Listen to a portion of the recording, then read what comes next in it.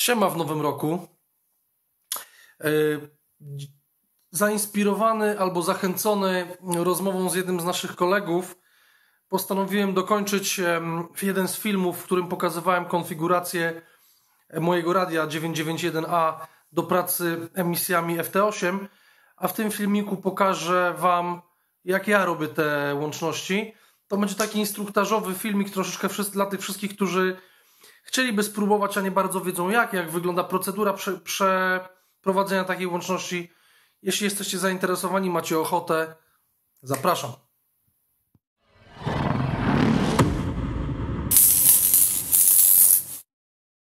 Witam ponownie. Chciałbym, żeby ten film był możliwie krótki, więc skupię się tylko na najistotniejszych rzeczach.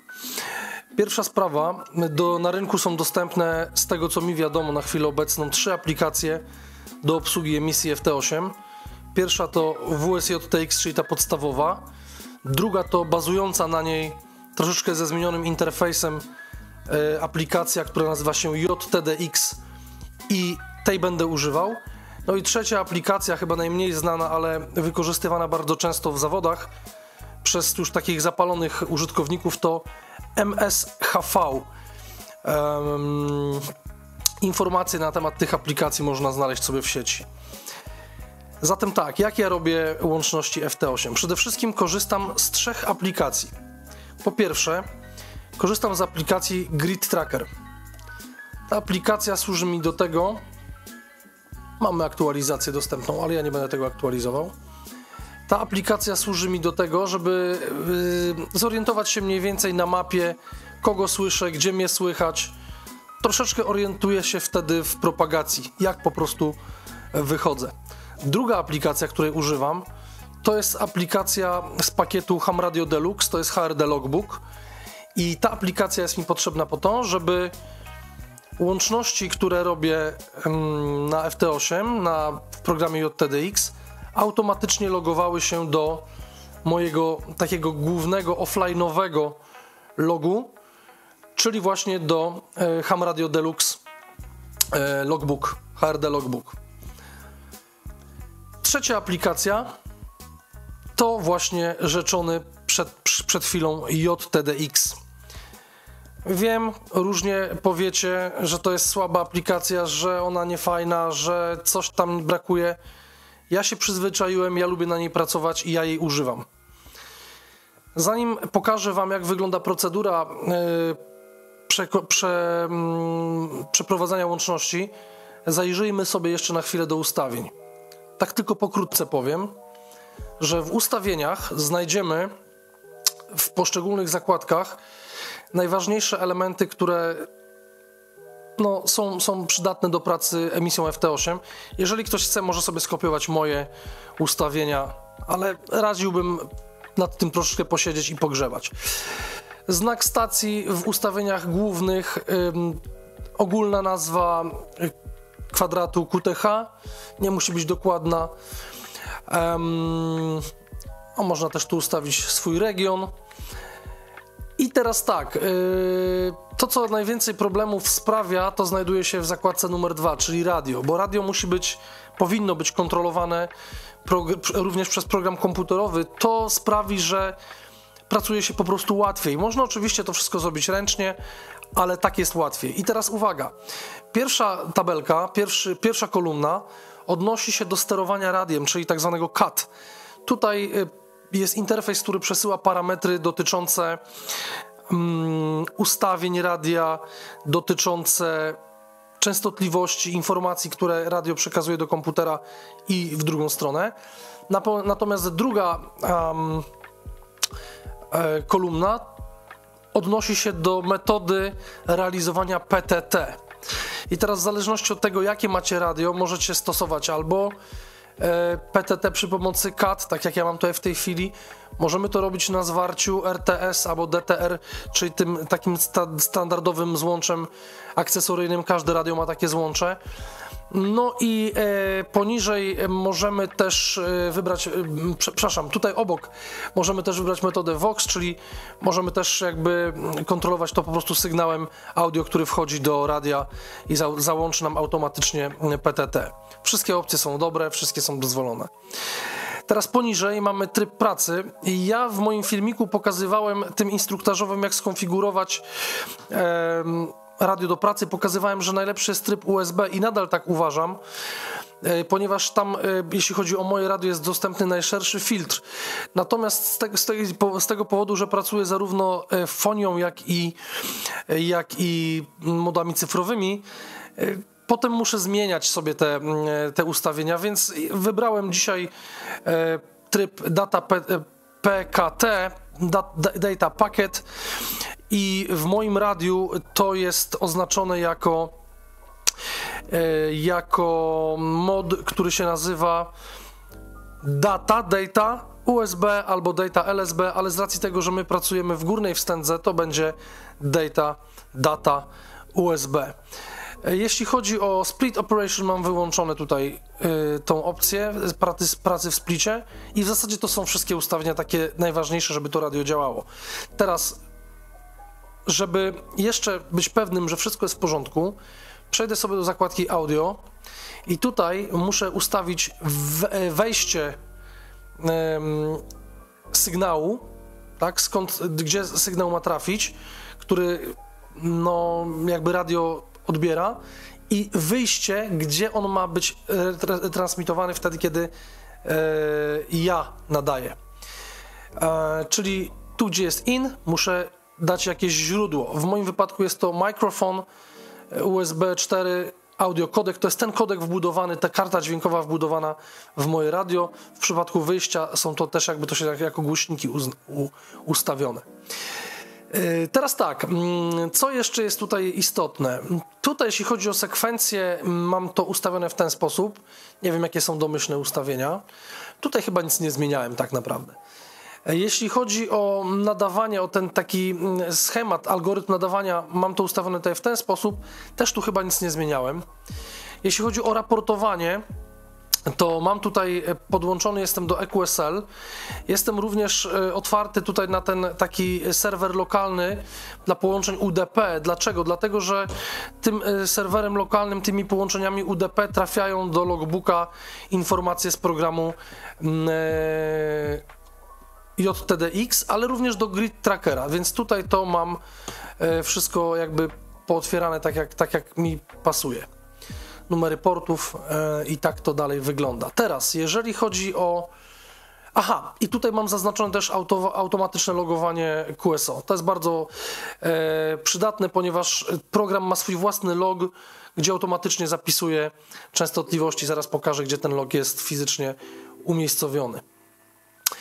Jeśli chodzi o częstotliwości, to są, tutaj możemy wybrać częstotliwości, które mają się pojawić później w programie. W zasadzie możemy to też zostawić domyślnie, tak jak jest.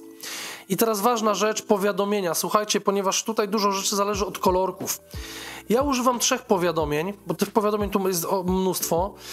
Czyli ma mi podświetlić nowy podmiot DXCC w każdej bandzie osobno. Czyli jeżeli z kimś zrobiłem łączność w jednej bandzie, a w innej nie zrobiłem, to on ma mi o tym powiedzieć. Ma mi również pokazać wszystkie nowe znaki, z którymi jeszcze nie robiłem łączności, oraz ma mi podświetlić również te, z którymi już łączność robiłem, bo z nimi nie chcę robić łączności. I teraz jak to jest u mnie ustawione? Wszystkie nowe, z którymi nie robiłem łączności, zaznaczają się u mnie na niebiesko, na taki granatowy niebieski. Wszystkie nowe na danej bandzie zaznaczają się na taki jasno-niebieski, czyli inaczej. Z granatowymi nigdy nie robiłem łączności na żadnej bandzie, a z niebieskimi robiłem już gdzieś łączność, ale nie na tej danej bandzie. Czyli tutaj powinien się pojawić na niebiesko. Wszystkie nowe znaki, z którymi nie robiłem łączności, ale jeżeli z krajem jakimś robiłem łączność już, mają się podświecić na zielono, a te, z którymi pracowałem, no to mają być po prostu szare. I tak to u mnie wygląda, dla mnie to jest wygodne, zrozumiałe i jeśli ktoś chce tutaj coś zmieniać, to jak najbardziej testujcie, bawcie się. Teraz, ten czerwony oznacza informację, że to ktoś do mnie nadaje. I tu jest taka opcja, czerwony, jeżeli mój znak jest w wiadomości, czyli jeśli ktoś do mnie nadaje i pojawi się mój znak od kogoś, tutaj będzie zaznaczony na czerwono. Teraz mogę również odfiltrować sobie, co chcę widzieć, co nie, aczkolwiek ten filtr działa, powiem tak sobie. Najczęściej ukrywa się po prostu kontynenty, z którymi nie chcemy robić łączności. Ja bardzo często mam odfiltrowaną Europę, bo w Europie już mam wszystkie kraje zalogowane. Wszystkie z wyjątkiem Watykanu i chyba nie mam potwierdzenia z jakiegoś księstwa Monako, ale nie pamiętam. Możliwe, że tak jest. Dalej, jeśli chodzi o tutaj konfigurację, to jest jakby taki, jak to powiedzieć po polsku? Rozkład jazdy, tak? O której godzinie, na jakim paśmie, jaki mod ma być stosowany, coś takiego. Nie używam tego, więc jakby pozostawiam to do waszego rozeznania. Jeśli chodzi o te zaawansowane tutaj opcje, tutaj są informacje dotyczące ustawień dekodowania przede wszystkim parametrów tej emisji JT65, bo program JTDX obsługuje też inne emisje, ale o tym jeszcze powiem. Także tak wyglądają ustawienia w programie. To teraz zobaczmy, jak wygląda taki standardowy sposób przeprowadzania łączności. Dobrze, kiedy uruchomię program, automatycznie dostanie ustawiona częstotliwość wybrana tutaj w tym okienku. Tutaj są one już zapamiętane dla poszczególnych zakresów, dla poszczególnych band, te częstotliwości, na których wykonujemy pracę emisją FT8. I jeszcze taka ciekawostka, bo mówiłem tu przed chwilą, że można pracować innymi trybami. Jeżeli na przykład wybiorę FT4, to automatycznie też zmieni mi się zakres tych częstotliwości wybranych dla danej emisji. To jest z automatu, czyli jeżeli mam, zobaczcie tutaj, jest 14,080 dla 20 metrów dla FT4, jeżeli wrócę na FT8, to tutaj zmieni się to na 14,74, czyli jest troszeczkę to odsunięte tak, żeby sobie nie przeszkadzać. Jest to bardzo, bardzo sprawne. Teraz, jeżeli chodzi o ustawienia tutaj na tym programie, to po lewej stronie widzimy, mamy jakby odsłuch. Podsłuchujemy sobie, kto tutaj woła i co słyszymy. I teraz jeszcze jedna rzecz, ja tutaj nie widzę wszystkiego. Dlaczego? Dlatego, że sobie to odfiltrowałem, zaraz powiem jeszcze w jaki sposób.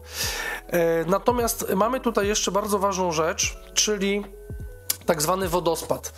Na wodospadzie widzę te cienkie prążki, to jest jakby każda stacja osobna wprowadza taki prążek. No i mam tutaj takie dwa znaczniki, zielony i czerwony. I teraz pracując emisjami FT8 możemy zadecydować, w której części tego krótkiego wycinka pasma ma się pojawić nasza modulacja. Ona będzie brzmiała wtedy troszeczkę wyżej dla wyższych częstotliwości lub brzmiała troszeczkę niżej dla niższych częstotliwości. I teraz ja zawsze staram się ustawić nadawanie to czerwony, zielony to odbiór. Zawsze staram się ustawić na początek, albo kiedy wołam, nadawanie i odbiór w tym miejscu, gdzie tych pasków jest najmniej, gdzie jest po prostu wolne, a najlepiej jak jest ciemne. Ja to pokażę tutaj na tym przykładzie. To znaczy, że w tym miejscu nikt nie nadaje w tym momencie i na nikim się nie nakładam, albo na przykład tu jest taki wąski pasek. I teraz prawy klik ustawia nam odbiór, lewy klik ustawia nam nadawanie. O, tutaj widać ten kolejny slot czasowy, już ktoś nadaje, więc tutaj jest, tu zmieniam. Zawsze czekam 2 sloty, o tych slotach za chwilę też powiem. Więc wodospad jest przydatny, żeby też popatrzeć na to, co się tutaj dzieje, czy jest dużo stacji, czy nie.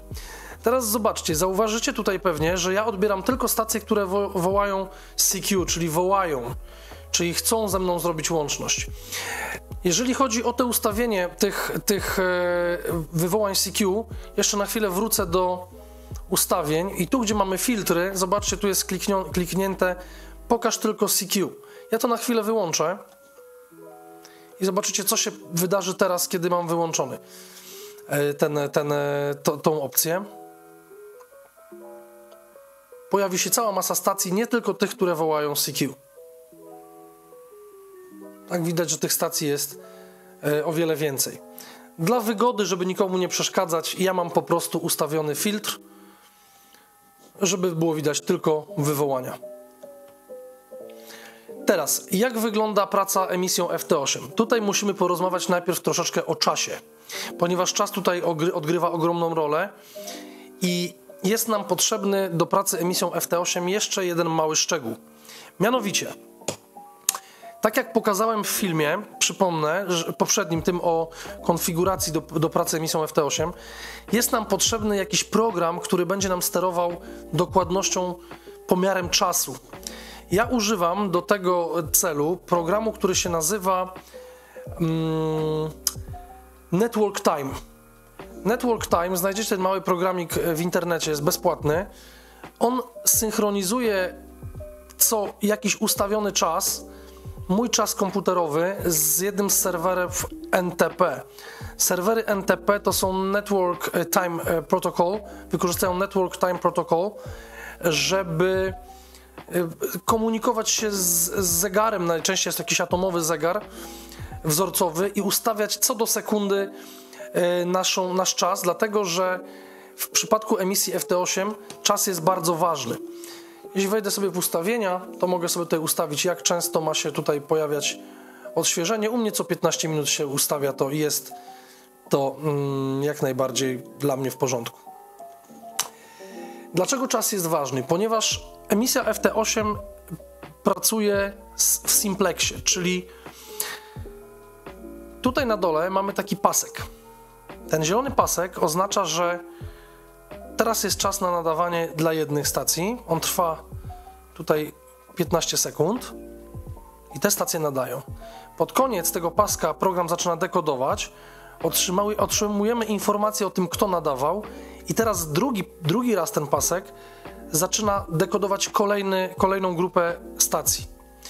Innymi słowy, jest to dokładnie tak, jakbyśmy przeprowadzali QSO na fonii, czyli nikt nie mówi jednocześnie, tu nie ma pracy symultanicznej. Jeżeli pracuję emisją FT8, to przez 15 sekund mogę nadawać, a potem przez 15 sekund słucham emisji i sprawdzam, czy ktoś mnie odebrał. I tak to odbywa się na zmianę cały czas. Jak wygląda algorytm pracy w emisji FT8? Otóż najpierw musi ktoś nas zawołać, musi być wywołanie. To wywołanie trwa 15 sekund, czyli ja to nazywam takim slotem czasowym, cały slot 15-sekundowy. Następnie ktoś musi odpowiedzieć. I uwaga, bardzo często odpowiada się już z raportem. Tutaj jest taki przycisk skip TX1, TX1. Jeśli go zaznaczymy, to zamiast odpowiadać znakiem naszego wołającego, od razu podajemy mu raport, to skraca nam ten czas prowadzenia łączności. Niektórzy to preferują, niektórzy nie. Teraz, jeżeli stacja odebrała nasz sygnał, to też nam odpowie raportem naszym, czyli jaka jest moc naszego sygnału. Następnie my odpowiadamy 73. W tym momencie z automatu nasza łączność zostaje zalogowana do programu JTDX oraz powinniśmy jeszcze odebrać raport 73 od tej stacji, z którą robimy łączność, bo wtedy mamy pewność, że jego log też przyjął naszą odpowiedź. W tym momencie program powinien rozłączyć naszą transmisję i nasłuchujemy dalej. Oczywiście wszystko odbywa się przy pomocy programu, używamy tak naprawdę myszy i odpowiednich przycisków.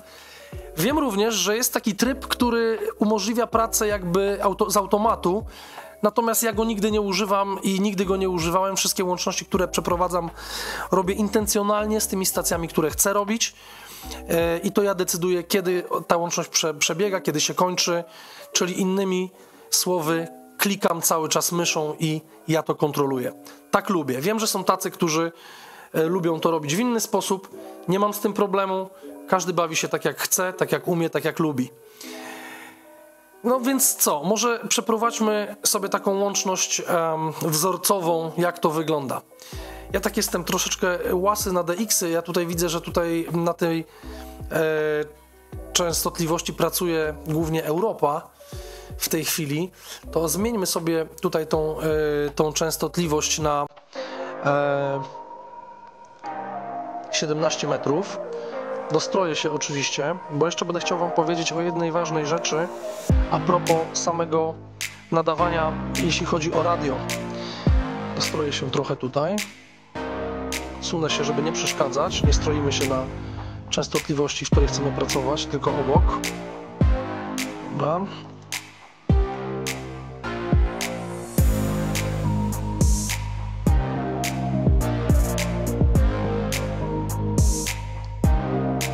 Ok, mam dobry SWR tutaj.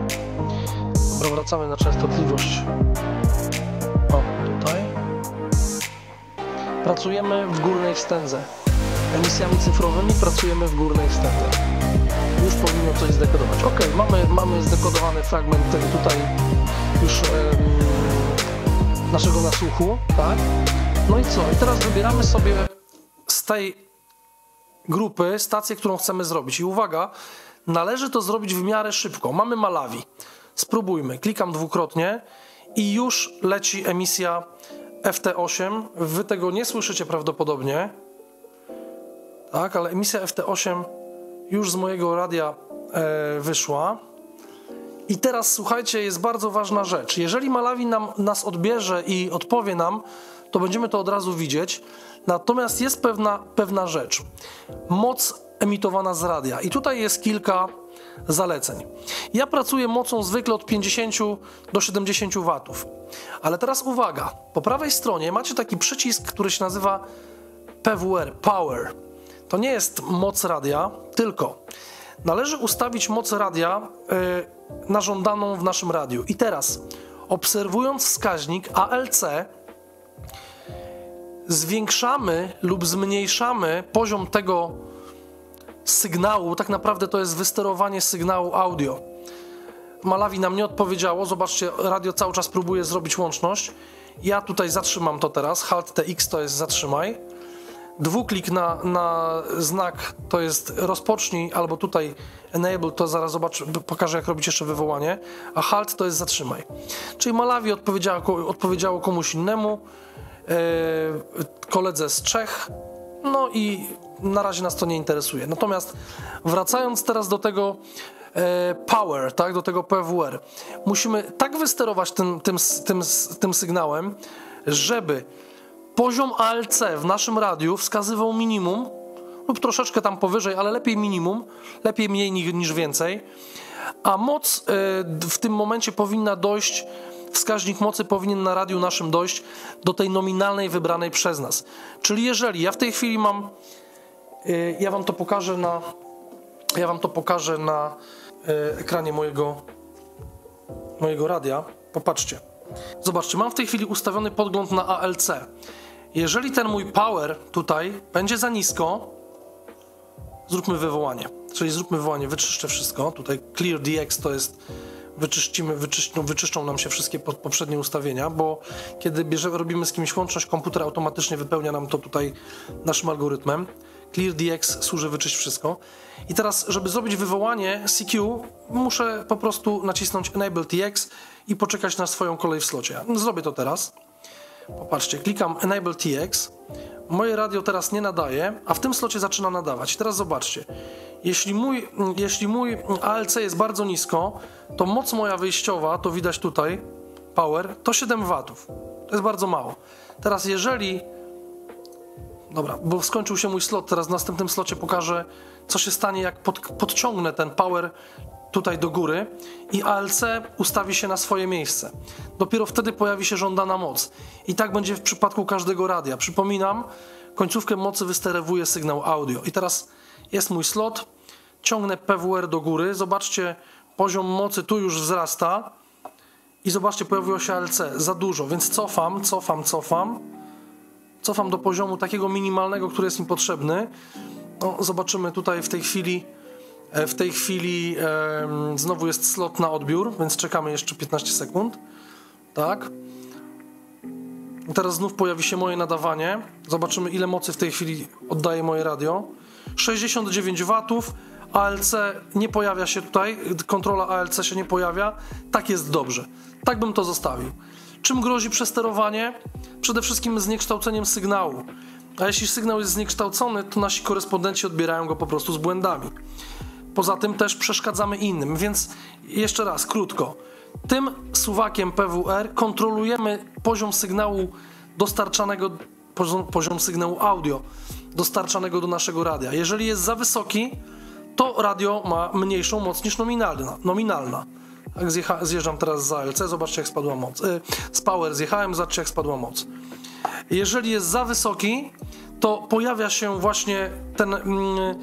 radio uruchamia ten auto level control, bo ALC to właśnie to, automatycznie obniżając naszą moc, co prowadzi do przesterowania tego sygnału, no i jest po prostu bałagan. Więc pilnujemy tego, żeby ALC tutaj nam się nie załączało, ale żeby wysterowanie było na tyle wysokie, żeby moc oddawana przez nas była nominalna. Ciągnę do góry, 80, 70, 68 watów, jeszcze trochę. O, i tutaj w tej chwili powinno być dobrze. Jak widzę, na moim tutaj wywołaniu nikt nie odpowiada, to teraz zobaczcie jeszcze, do czego służy grid tracker. Dlaczego mi jest potrzebny grid tracker? Bo jak ja wejdę sobie na grid trackera, to te niebieskie tutaj linie wskazują na stacje, które odebrały mój sygnał i zaraportowały go do serwera grid tracker. No, widać, że w tej chwili przy tych warunkach propagacyjnych tutaj niesie mnie tak mniej więcej w tej bandzie. Oczywiście to się wszystko zmienia, inaczej jest latem, inaczej jest zimą, inaczej jest w dzień, inaczej jest w nocy, inaczej jest na 80 metrach, inaczej jest na 17 metrach, więc to wszystko ma znaczenie. Ale chciałbym jednak zrobić z wami tę łączność, więc wracamy do programu JTDX. Zatrzymam nadawanie. Ja chyba wrócę na te 20 metrów, bo tam było dużo tych stacji europejskich, to jest większa szansa, że tu zrobię łączność. Czyli jeszcze raz, ustawiam sobie poziom ALC. Tutaj nie muszę nic robić już, bo skrzynka moja automatycznie się dostroi. O, ale to też ciekawa rzecz, słuchajcie. Jeżeli chcecie, troszeczkę się odsunę na inną częstotliwość, tutaj gdzieś z boku. Tutaj mamy taki, na czerwono się pojawiło, że jesteśmy już poza pasmem. Słuchajcie, tu mamy taki przycisk Tune. Jeśli go klikniemy, to radio automatycznie nada nam sygnał i to jest fajne, bo wtedy automatyczna skrzynka od razu dostosuje swoje ustawienia. Nie trzeba wtedy przechodzić w tryb AM. Natomiast jest to ryzykowne, ponieważ jeśli mamy 70 watów na przykład i duże niedopasowanie, no to możemy uszkodzić skrzynkę czy sprzęt, więc tutaj trzeba z głową. Raczej bym polecał, żeby wejść do AM-u, zejść do 10 watów, nacisnąć, ale to mówię, to zależy kto jaką ma skrzynkę. Ja, jak widzicie, mam skrzynkę zewnętrzną, zawsze lubię używać zewnętrznych skrzynek. Teraz wracamy na 20 metrów. Jesteśmy zestrojeni, więc teraz kończy się tutaj slot odbiorczy, zaczyna się kolejny. Jeżeli nie przejdzie tutaj cały pasek, to możemy mieć problemy z dekodowaniem tego sygnału. Staram się robić ten film bez cięć, tak żeby to było jak najbardziej realne. Ok, wybieramy sobie stację z Anglii, klikamy dwukrotnie, już może być trochę za późno, tu było 5 sekund, już nadawałem, dopracuję sobie troszeczkę tego PWR, bo mam za niską moc i ALC się nie pojawiło, więc troszeczkę się tutaj podciągnę. Mogę to zrobić w trakcie trwania emisji.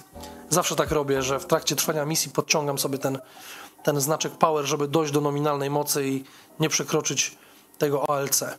Czy Anglik nam odpowie? 5 sekund za późno daliśmy. Dobra, nie odpowiedział, więc próbujemy jeszcze raz. Tym razem już pełen slot 15 sekund. I teraz właśnie widzicie teraz, dlaczego tak ważny jest ten czas, który ustawia nam serwer, bo wszyscy użytkownicy muszą być zsynchronizowani. Nie może ktoś nadać 2 sekundy później, 2 sekundy szybciej, ponieważ nie dojdzie wtedy do poprawnego dekodowania sygnału. Tutaj mamy taki parametr DT. On pokazuje, jaka jest różnica między nadawcami. Jeśli ja widzę różnicę 0,6 sekund tutaj i dość niski raport, to możliwe, że ten człowiek w ogóle mnie nie słyszy. Zatrzymajmy łączność. Wyczyszczę znowu tutaj to, co było przed chwilą. Posłuchajmy teraz, co się zdekoduje.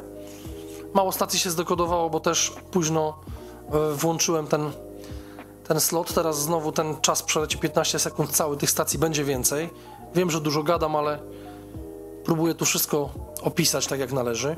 No dobra, mamy Hiszpanię, -4 raport w decybelach, bo raporty podaje się w decybelach i -1,1 czas, różnica czasu, powinno być sprawniej. Jeszcze sprawdźmy, czy ja w ogóle do Hiszpanii tutaj docieram. Tak, gdzieś tutaj do Hiszpanii, do Portugalii powinienem dotrzeć. Zobaczymy teraz, jak to wygląda. Czy Hiszpania mi odpowie? Tak, Hiszpania mi odpowiada. Zobaczcie, widzimy to właśnie dlatego, że mamy na czerwono.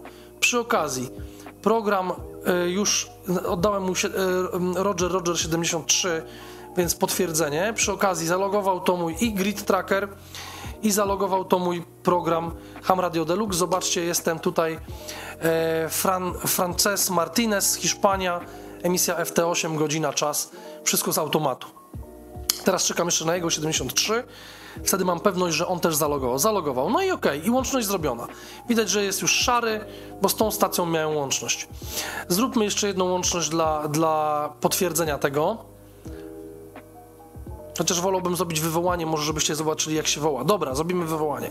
Czyli jeszcze raz tu zawsze sobie klikam ten clear, to jest czysto i teraz bez znaczenia, czy kliknę w czasie na początku slotu, czy w połowie, zacznie się wywołanie.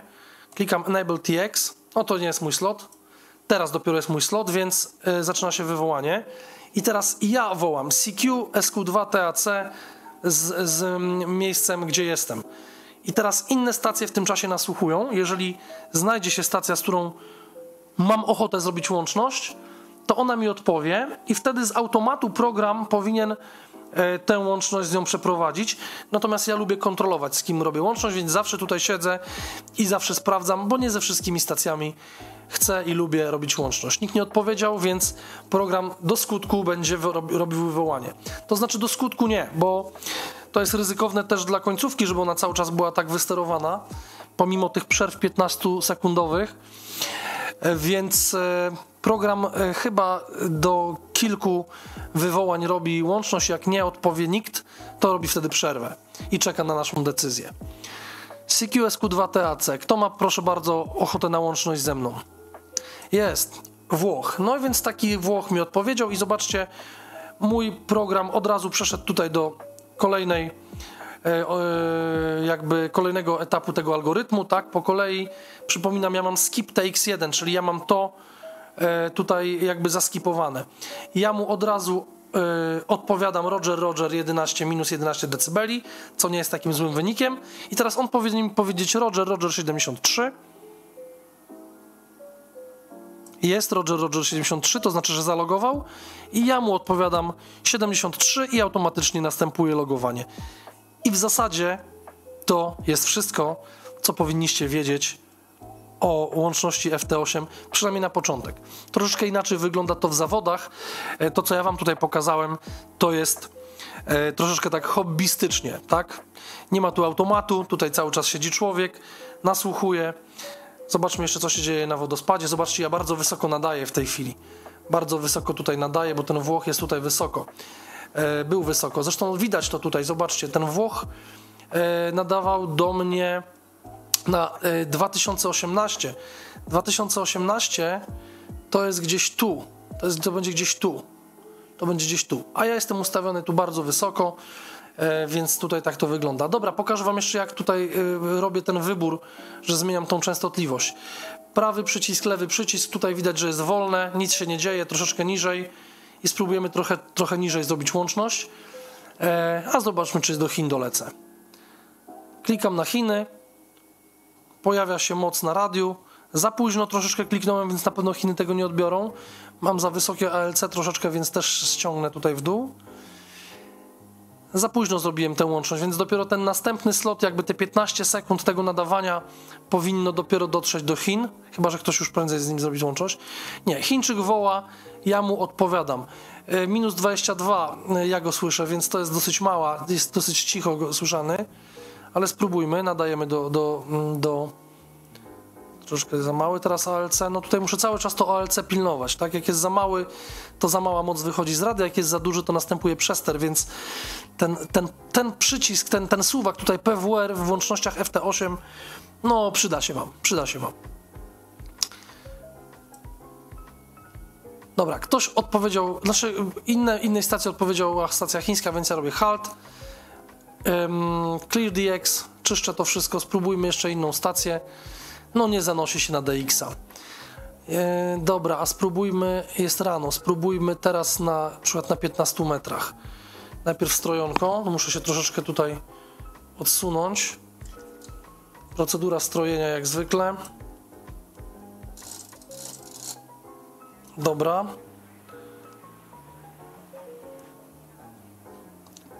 Wracamy na częstotliwość.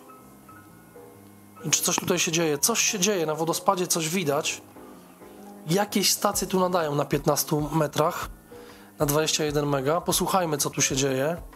Widzimy, co się dzieje i też słyszymy. Wy słyszycie to gdzieś tutaj z radia. O, zobaczcie, Iran i Łotwa. Nie mam tych dwóch stacji zrobionych w tym paśmie, więc ciekawe byłoby z nimi zrobić tą łączność.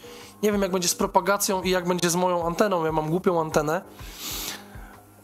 Dobra, w drugim slocie nic czego nie mam, więc poczekam na ten poprzedni slot. Niech zawołają jeszcze raz, pojawiają się na niebiesko i wtedy odpowiem od razu tym stacjom. I zobaczymy też, jaka jest propagacja, jak mnie słychać w ogóle, czy ja stąd wychodzę gdzieś. Dobra, są niebiescy. Zaczynamy od Łotwy. Klikam dwukrotnie, zaczyna się łączność. Sprawdzam jeszcze ALC, trochę za nisko, więcej mocy, dobra. No i zobaczmy, czy teraz pojawi się niebieski gdzieś tutaj, żeby tą Łotwę zahaczyć. Ok, pojawiły się moje niebieskie, ktoś mnie zawołał, znaczy ktoś mnie odebrał, o tak, i przesłał informację do serwera. Natomiast widzę, że na północ tutaj tak słabo, to raczej tak na południe leci ten mój sygnał. Zobaczmy, czy Łotwa nam odpowie. Jest, odpowiedziała nam Łotwa.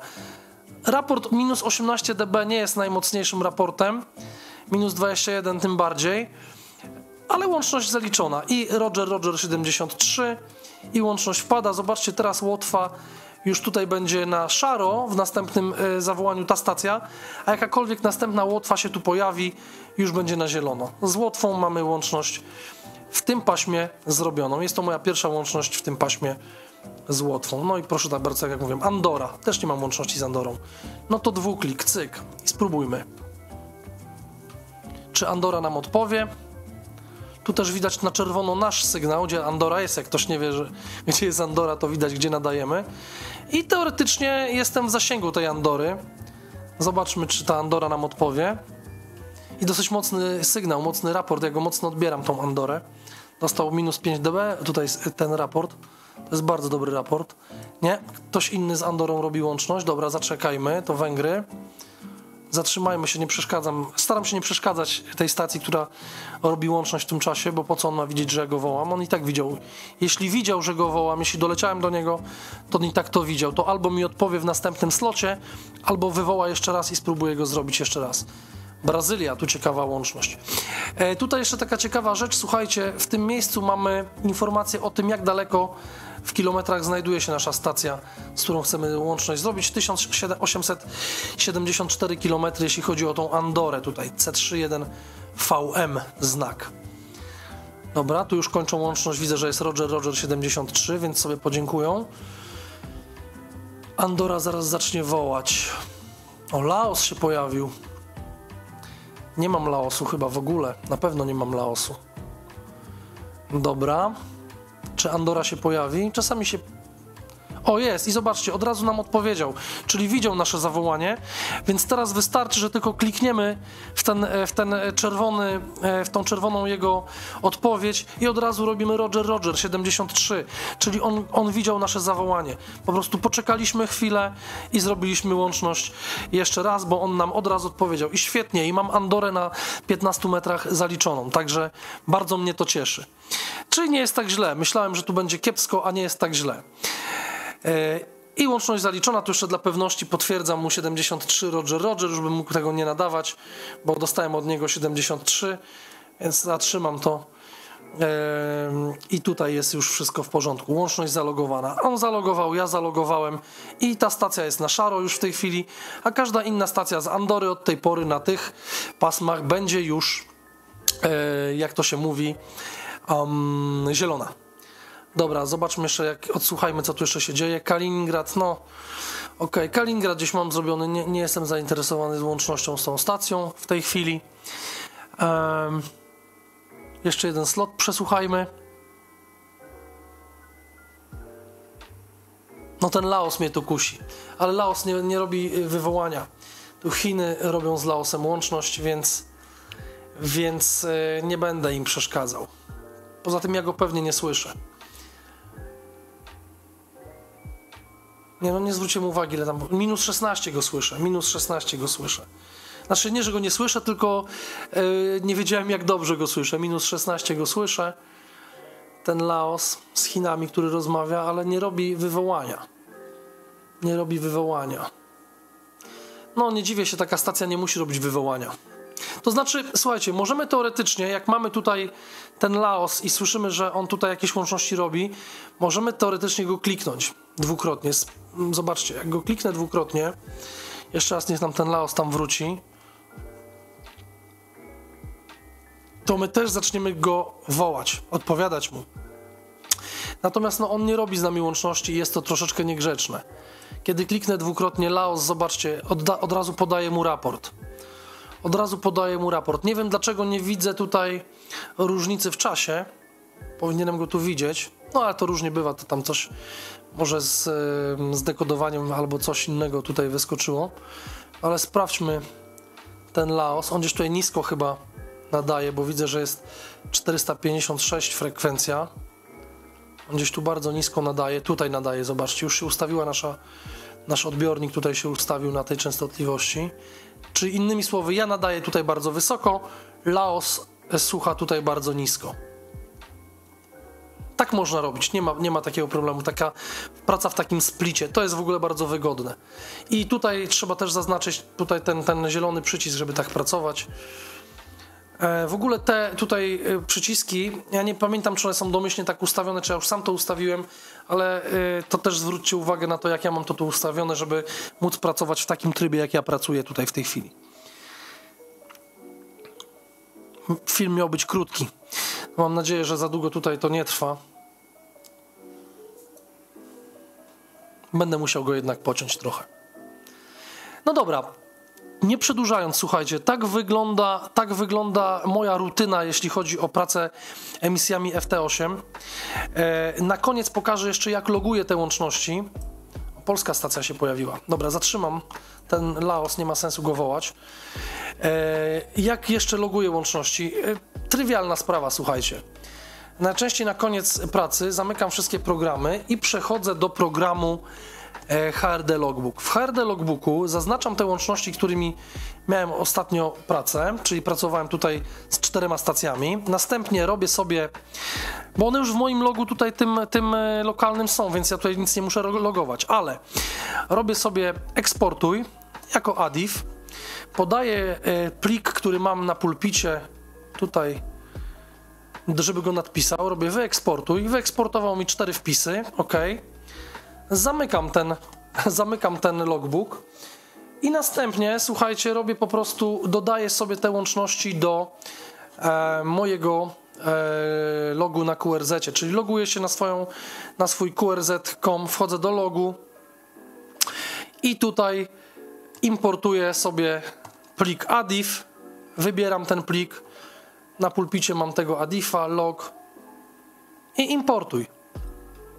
I od razu te wpisy trafiają od razu do mojego logu i zobaczcie, te 4 stacje, z którymi robiłem łączność, już tutaj są. Także tak to wygląda. A w logu lokalnym na QRZ, nie, przepraszam, na Ham Radio Deluxe logbook też zostają, bo są automatycznie wpisane. Jeżeli ktoś by szukał, gdzie zapisuje ten log swój, ten ADIF taki natywny, to jest to, słuchajcie, taka lokalizacja. Zobaczcie, to jest dysk C, użytkownicy, nazwa naszego użytkownika i tutaj jest taki ukryty folder appdata local. I w tym appdata local mamy folderek JTDX. I w tym folderku JTDX jest taki fajny plik, nazywa się właśnie, zobaczcie, WSJTX log. No widać, że to jest pozostałość z tego programu WSJTX. Przypominam, ten program JTDX jest tak jakby nakładką graficzną na tego WSJTX-a. I to jest nasz log, który przechowuje wszystkie łączności FT8. Tyle. Dziękuję bardzo za uwagę. Mam nadzieję, że troszeczkę rozjaśniłem w tym filmie, jak wygląda praca emisjami FT8. Życzę powodzenia. Natomiast jeszcze tak tylko na koniec powiem, że niektórzy lubią tę emisję, ale niektórzy nie lubią tej emisji. Tego nie oceniam. Każdy bawi się tak, jak chce, tak, jak umie i tak, jak pozwalają mu na to warunki. Pozdrawiam, wszystkiego dobrego. 73.